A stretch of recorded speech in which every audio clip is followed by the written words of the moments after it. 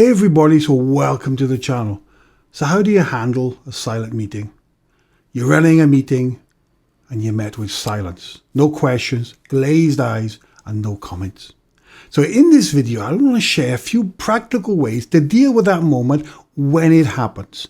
And oddly enough, it starts with the Vikings.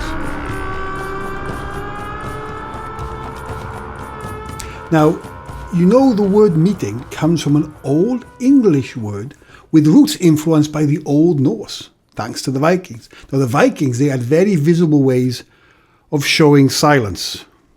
The approval in Viking meetings was loud and physical. It was axes banging on shields. But silence was something else. Something you didn't want at a Viking meeting. Because if there was no noise, their weapons were pointed at the leader.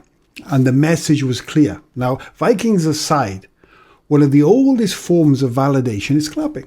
It's a non-aggressive signal, and it's something we even seen other animals actually do. But you see, once one person starts clapping, others quickly follow. And in fact, in ancient Rome, politicians pay people called clack to actually clap and get the audience started. And this is also a lesson that we can use in meetings. You see, you don't need everyone to start speaking. You just need one person to start speaking, one person to break the silence. And if you know the group, ask a question to someone confident or engaged who likes speaking, or ask a very safe and neutral question. And once the talking starts, once you break that ice, the rest usually follows. Now, one of the most common causes of silence in a meeting is lack of preparation of the meeting. Someone sends a vague meeting invite, no clear subject heading, no clear agenda, no clear purpose. People arrive confused and unsure what is expected of them. And guess what? The result is silence. So my rule of thumb is simple. Please use a clear subject line heading, followed by 2 short lines on the purpose of the meeting. Why should people come to your meeting? And please come on, include an agenda. And if some specific people are needed, a short talk with them beforehand can clarify the meeting and be a big help, especially if you don't really know those people.